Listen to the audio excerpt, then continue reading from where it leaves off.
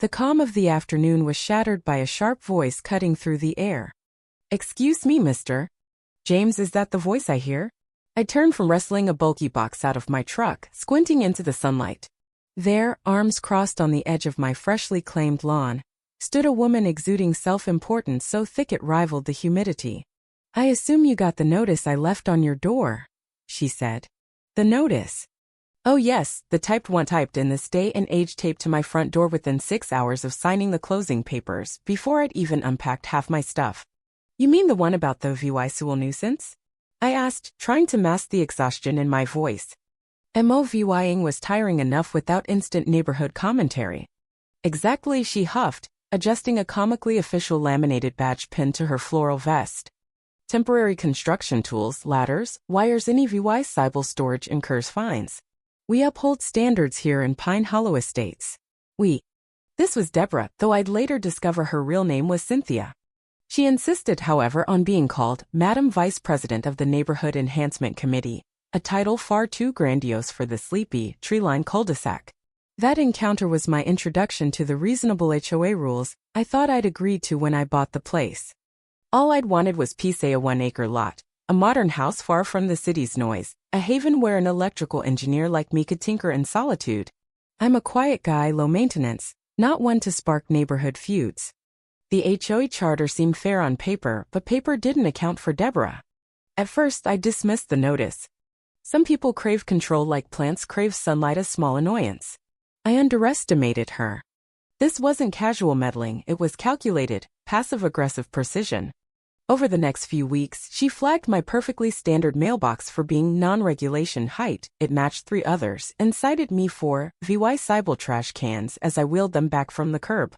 The HO, mostly Deborah, with a couple of silent, nodding men I assumed were Mr. Thompson and Mr. Grant, seemed fine letting her call the shots. I hadn't moved here for tranquility, just to star in a petty sitcom run by a suburban tyrant in fleece boots.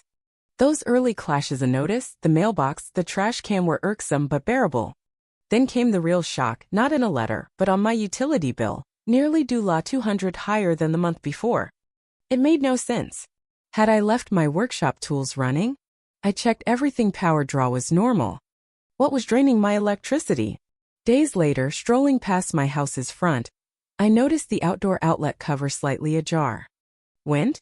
A stray dog? Then I remembered my Ring camera. Curiosity piqued, I reviewed the footage. At 11:47 p.m., a sleek white Tesla backed silently into my driveway.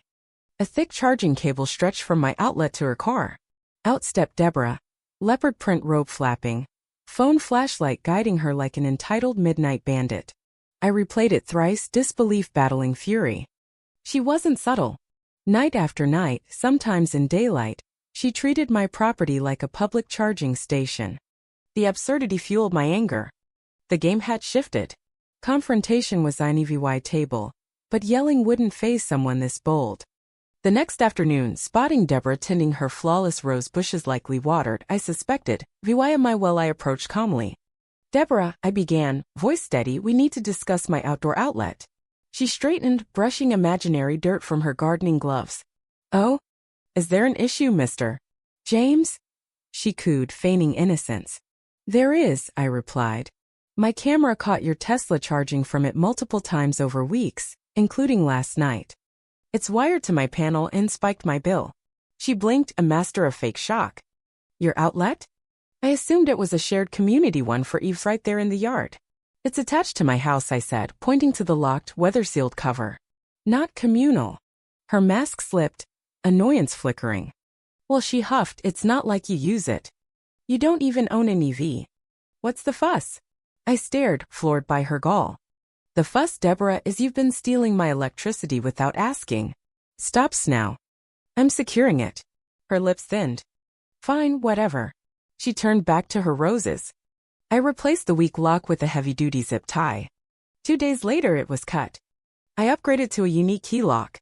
The next morning, fresh scratches marred the box. Someone had tried prying it open. She was escalating. Before I could act, an official-looking envelope arrived. An HOA warning, fining me due $200 for obstructing a shared electrical resource. Deborah had twisted the narrative using vague charter clauses to claim my private outlet was communal. I laughed bitterly. This wasn't just a nosy neighbor, it was a dictator with the HOA as her militia. Logic failed. Security failed. Appealing to the HOA was pointless. Fine. If Deborah wanted to play dirty, I'd get technical. That night, the engineer in me took over.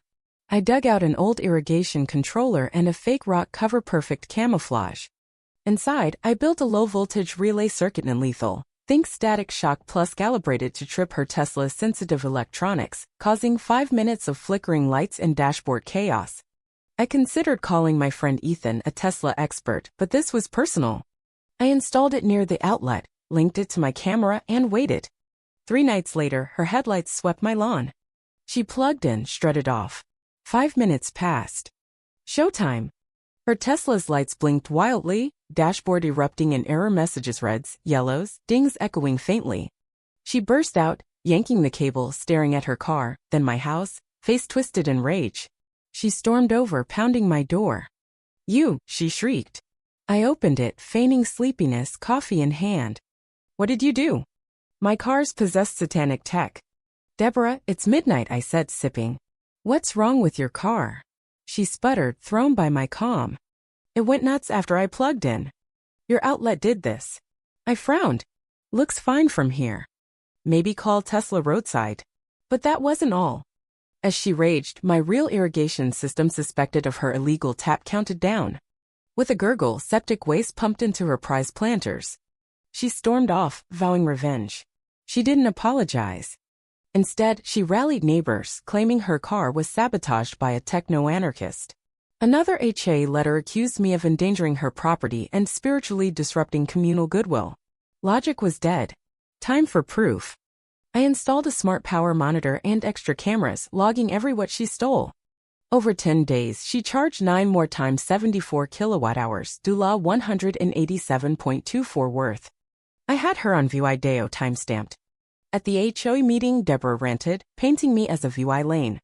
I waited, then presented footage of her charging, power charts, insurance risks irrefutable. The room gasped. Her accusations crumbled. The board stripped her title, ordered her to pay me $187.24, and clarified private outlets weren't communal. She paid grudgingly on day 30. But Deborah didn't quit. Anonymous complaints, petty sabotage, lowered mailbox flags followed. One night, my cameras caught her sneaking with a hose, trying to tap my water again. A hidden sprinkler blasted her. She claimed malicious attack at an emergency HOA, but footage shut her down. Tesla investigated her complaint about my deterrent. I showed them everything. They took no action against me, flagging her instead. At the block party, her flickering Tesla sparked laughs. Neighbors knew. Her reign ended. She tried selling her house online, trolls mocked the listing. I added a public, password-protected charger, power to the polite. She moved out quietly, her Tesla trailing away. New neighbors, the Carters, asked about the story, laughing. Peace returned, solar panels humming, no more theft.